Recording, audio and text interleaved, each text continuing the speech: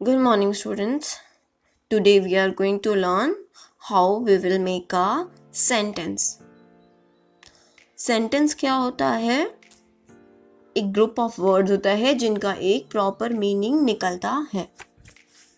सबसे पहले सेंटेंस को बनाने के लिए हमें क्या क्या चीज़ें की ज़रूरत होती है हम वो पढ़ते हैं.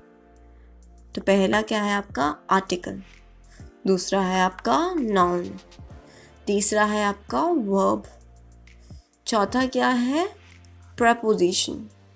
ठीक है, ये चार तो मेन चीज़ें होती हैं जो आपको सेंटेंस फॉर्मेशन में चाहिए ही होती हैं. और जो चीज़ें एडिशनल होती हैं वो क्या होते हैं? एडजेक्टिव होती है, एडवर्ब होती है, प्रोनाउन होती है, जो हम आपकी आगे की क्लासेस हैं उनमें पढ़ेंगे. ठीक है, मेन जो चीज़ें होती हैं वो क्या होती हैं? आपकी नाउन होती हैं, वर्ब होती हैं और आपके प्रोनाउन होते हैं जिन्हें हम छोटे सेंटेंस फॉर्मेशन में यूज़ करते हैं. ओके, अब एग्जांपल देखिए यहाँ पे. The cat sat on the mat. अब यहाँ पे द क्या है? आर्टिकल है. नाउन क्या है आपका? कैट है. वर्ब है आपका सैट मतलब बैठना. प्रपोजिशन क्या है? ऑन है. एंड आर्टिकल क्या है? द, और यहाँ पे फिर मैट. नाउ इस सेंटेंस का मतलब है कि जो कैट है वो किस पे बैठती है? मैट पे. तो हमें कैट को बैठाने के लिए तो हमने सैट का यूज़ करा, लेकिन हमें बैठाना कहाँ है कैट को? मैट के ऊपर. तो हमने उस सेंटेंस को ऊपर वाला मीनिंग देने के लिए हमने ऑन का यूज़ करा है. मतलब अगर हमने ऑन लिखा तो इसका मतलब क्या होगा कि कैट मैट के ऊपर बैठी. अगर हम इन लिखते तो कैट मैट के अंदर बैठती. राइट, ये चीज़ सबको समझ में आ गई. नाउ एक सब्जेक्ट कैसे बनता है, एक सेंटेंस कैसे बनता है, हम उसमें पहले यूज़ करते हैं सब्जेक्ट, देन होता है हम वर्ब, और देन हम यूज़ करते हैं ऑब्जेक्ट. ठीक है, ये एक बेसिक टर्मिनोलॉजी होती है जिससे हम एक सेंटेंस को फॉर्म करते हैं. ये एक बेसिक वे होता है जिससे हम सेंटेंस को फॉर्म करते हैं. तो पहला आपका आता है सब्जेक्ट, दूसरा आता है आपका वर्ब और तीसरा आता है आपका ऑब्जेक्ट. ओके, नाउ हमने 3 पार्ट्स पढ़े थे, subject, verb and object. Now हम देखते हैं सब्जेक्ट में क्या आता है, वर्ब में क्या आता है और ऑब्जेक्ट में क्या आता है. हमने आर्टिकल पढ़ा ही था जिसमें क्या आता है? ANND. नाउन में क्या आता है? Name, place, animal and thing के नाम आते हैं और जो कॉमन वर्ड्स हम उनके लिए यूज़ करते हैं.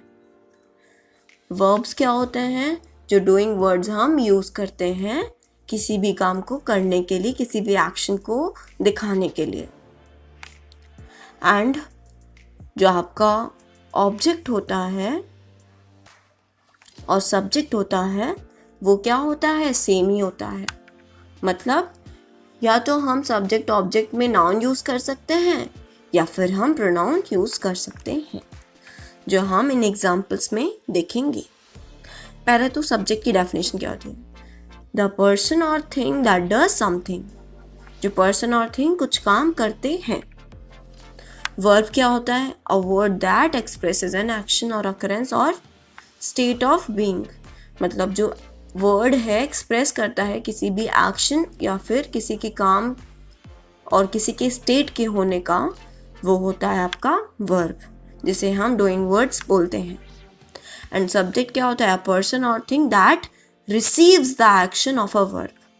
मतलब जो उस एक्शन के वर्ब को रिसीव करता है. ठीक है, मतलब सब्जेक्ट होता है जो काम करता है, वर्ब होता है जो काम होता है, और ऑब्जेक्ट होता है जिस पे काम होता है, जो अपने ऊपर वो एक्शन लेता है. ये 3 चीज़ें आपको बहुत ही क्लियरली याद होनी चाहिए.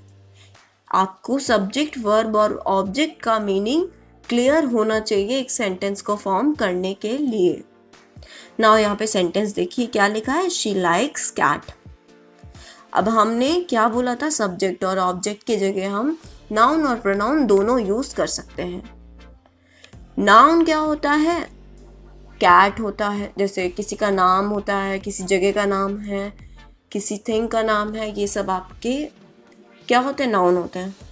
प्रोनाउन क्या होता है? ही, शी, इट, दे, वी, ये सब आपके होते हैं प्रोनाउन, जो हम नाउन की जगह पे यूज करते हैं जब हमें उस नाउन को बार बार यूज करना होता है। ओके, नाउ यहाँ पे देखिए, शी क्या होगा? आपका प्रोनाउन है, तो हमने सब्जेक्ट की जगह पे क्या यूज करा है? शी। हमने इस सेंटेंस में वर्ब की जगह क्या यूज करा है? लाइक्स। एंड हमने ऑब्जेक्ट की जगह हमने यहाँ पे क्या यूज करा है? कैट, जो कि क्या है? नाउन है।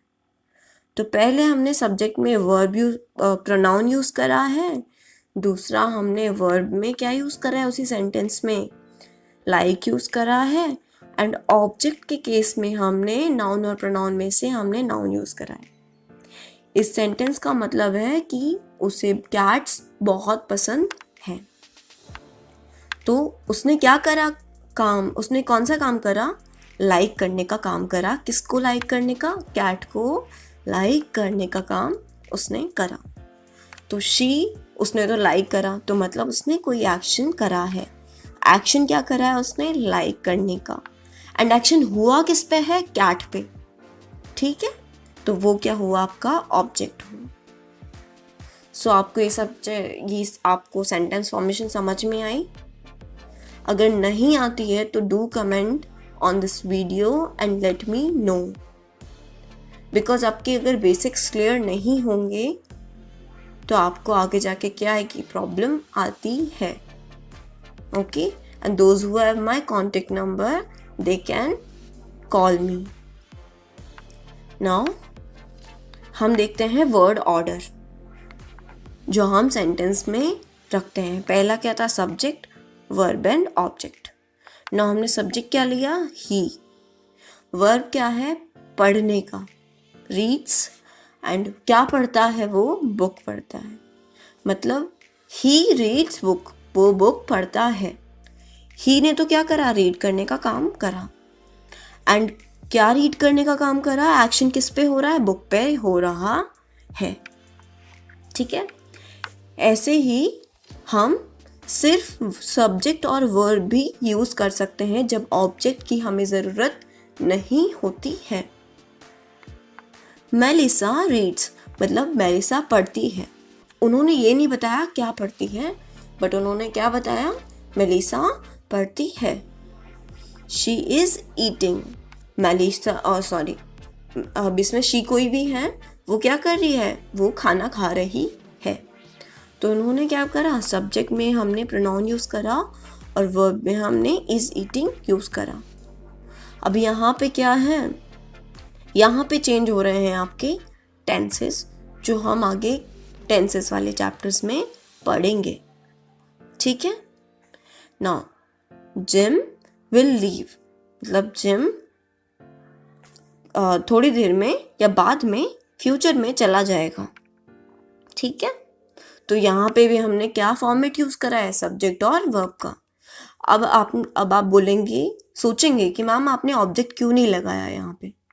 क्योंकि हमें यहाँ पे ऑब्जेक्ट नहीं बताना था कि किस पे काम हो रहा है, हमें सिर्फ सब्जेक्ट का ये बताना था कि वो काम कर रहा है और क्या काम कर रहा है, किस पे कर रहा है, क्या खा रहा है, कहाँ जा रहा है, या क्या पढ़ रही है वो, ये सब हम नहीं बता रहे हैं। ये सारे क्या होते हैं? आपके बेसिक फॉर्म होते हैं एक सेंटेंस फॉर्म करने के। अब हमने सब्जेक्ट वर्ब ऑब्जेक्ट का कुछ और देखते हैं। आई लाइक एग्स, मुझे एग पसंद है। ये 2-3 एग्जाम्पल्स और हैं सब्जेक्ट वर्ब और ऑब्जेक्ट के। शी सीज हर सिस्टर, मतलब वो अपनी सिस्टर का ध्यान रखती है या फिर उन्हें देखती है, देखभाल करती है। He is reading a book, वो बुक रीड कर रहा है। ठीक है, now come to the next page. Now क्या है? सब्जेक्ट, वर्ब और नाउन। अब हमने यहाँ पे ऑब्जेक्ट की जगह हमने क्या यूज करा है? डायरेक्ट नाउन यूज करा है। ठीक है, जब हम ऑब्जेक्ट लिखते हैं तो इसका मतलब क्या होता है, हम नाउन और प्रोनाउन दोनों यूज़ कर सकते हैं, लेकिन हमने अगर सब्जेक्ट वर्ब और नाउन लिखा है तो हमें सिर्फ नाउन यूज़ करना है। जैसे कि शी इज़ माई फ्रेंड, मतलब वो मेरी दोस्त है। अब यहाँ पे माई फ्रेंड क्या है, एक कॉमन नाउन है। दे आर टीचर्स, मतलब वो सब क्या हैं, टीचर्स हैं। ही इज़ अ डॉक्टर, मतलब क्या है, वो एक डॉक्टर है। ठीक है, नाउ एक वर्ब, एक फॉर्म और होती है, क्या होती है, सब्जेक्ट, वर्ब और एडजेक्टिव। लॉरा इज बिजी, मतलब लॉरा बहुत बिजी है। ही इज स्मार्ट, वो बहुत स्मार्ट है। द फ्लावर्स आर रेड, जो फ्लावर्स हैं वो कैसे हैं, वो रेड हैं, रेड कलर के हैं। नाउ अब पूछेंगे आप एडजेक्टिव क्या होता है मैम। तो एडजेक्टिव वो होता है जो आपका जो सब्जेक्ट है, जो आपका जो नाउन है, उसकी विशेषता बताता है। हिंदी में आपने सबने पढ़ा होगा, विशेषण होता है उसे, हिंदी में एडजेक्टिव को हम विशेषण बोलते हैं। तो जो आपके नाउन की विशेषता बताता है वो क्या होता है, आपका एडजेक्टिव होता है। जैसे कि इसमें क्या बता रहे हैं, लॉरा कैसी है, बिजी है अभी बहुत। वो लड़का कैसा है, बहुत ही स्मार्ट है।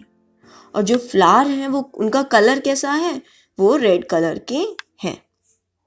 Okay, so this completes how to form a sentence part. In your next chapter, grammar chapters, we will learn how to use this portion of formation of sentences. Okay class, thank you and have a nice day.